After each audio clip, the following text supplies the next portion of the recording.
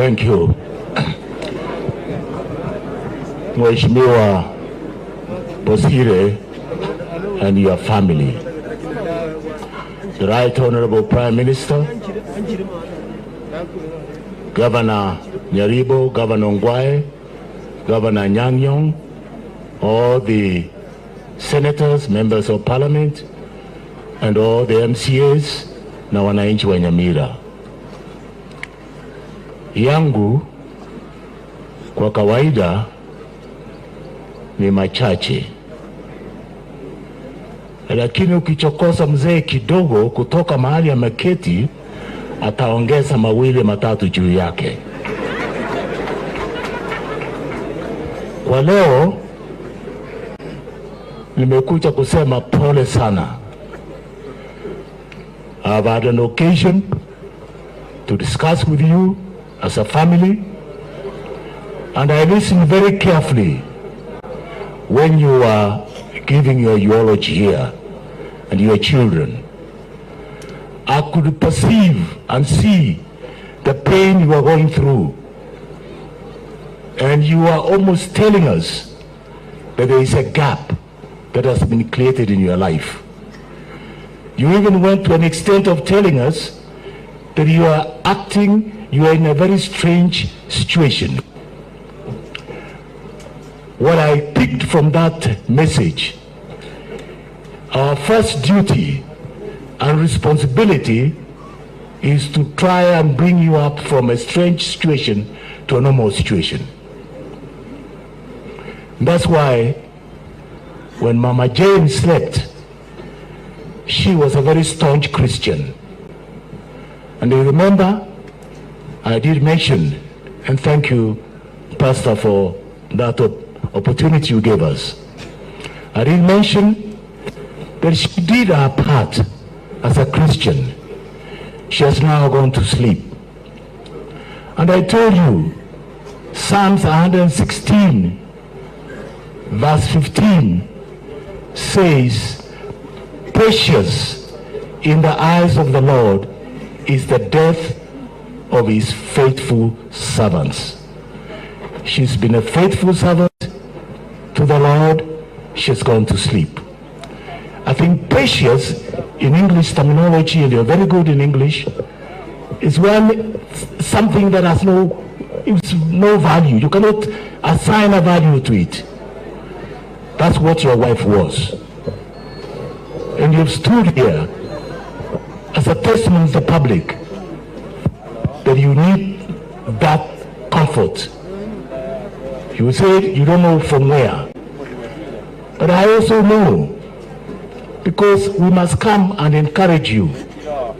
I also know that in this troubled situation you are in, and again I said, in Isaiah 26 verse 3, it's clear this tells us, when you are in this kind of a strange situation, the Lord says he will keep you in perfect peace, whose mind is stayed on you because he trusts you. And I think that's what I want to leave that message to you now. In his perfect situation. And I would have gone further, like Paul himself, at that strange moment when he was sick and he was feeling the kind of pain you are feeling today. He quoted in 2 Corinthians 12 verse 9, my grace is sufficient for you, for my power is made perfect in your weakness. This is the weakest moment you are in, brother, and we want to wish you well. And I want to wish you well that God's grace, God's power will be with you. And the verse continues saying, I shall delight, or I shall rejoice in my weakness, because I know when I'm weak, then I'm strong. Be strong in the Lord, and this is what we came to give you as a testimony to everybody here, that while we're still alive, we should keep very strong. Bas, hayo ni ya Mungu, iko ya Kaisari.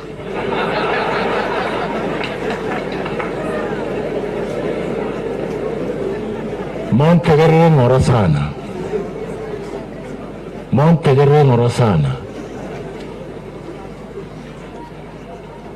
Haraka haraka haina baraka.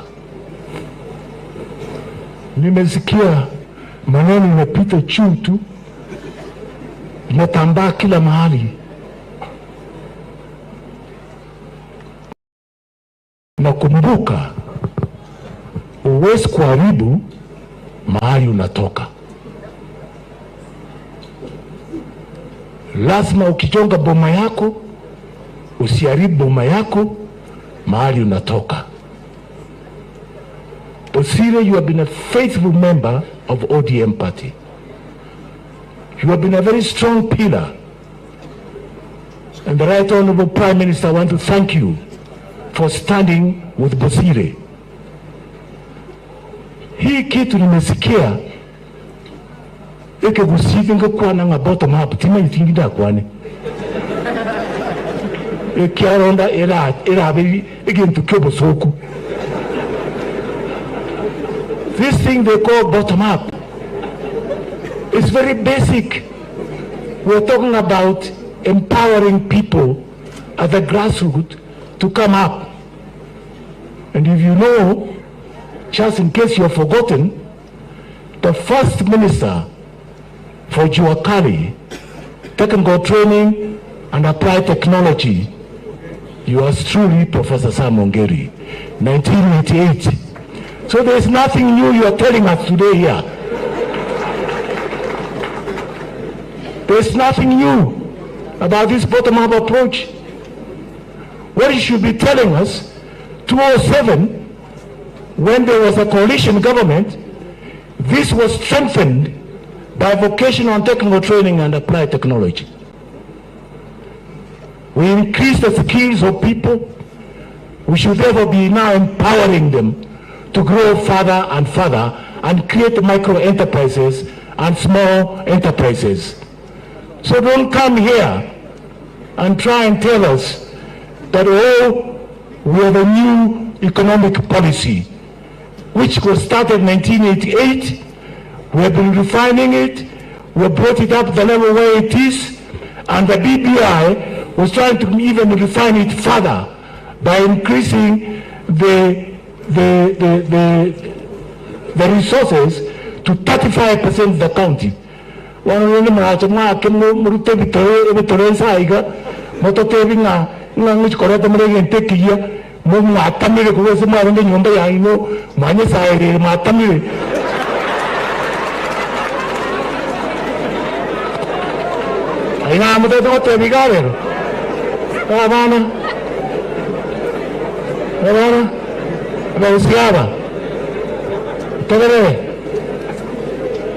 Mosaria amangana mbona rechira nandi numero chibragocha omrende tutagete tonyore tutambe kuchibosyo ke monta kyore bibaga dio tinagatigati kola bande matamile. Thank you, Father. Thank you, Baba. Your handshake, these people were shaken to the core. They didn't know what to do. The handshake brought unparalleled peace to this nation. You cannot bargain against peace. There's no way you can bargain against peace. Peace is the hallmark of everything. Instead of saying thank you to these two great leaders, you are busy trying to speak some other languages hapo nje ambayo hata ipeti haingii. My advice, sincere advice, there is unity in diversity. Let's collect ourselves together. Let's move together with one purpose, one intention. We have been given the leadership. We should follow. All other things are peripheral. They don't add up.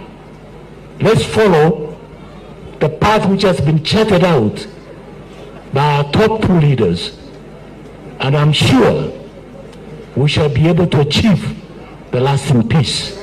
Finally, the Bible says in 1 Peter 3, if you read from verse 8 up to 11, 8, 9, 10 talks about how we should live together in harmony, in peace, having blessings for one another. But finally says, seek peace and pursue it. And I think, Baba, you are seeking peace and you are pursuing it, and we shall be behind you to seek that peace and pursue it. God bless you.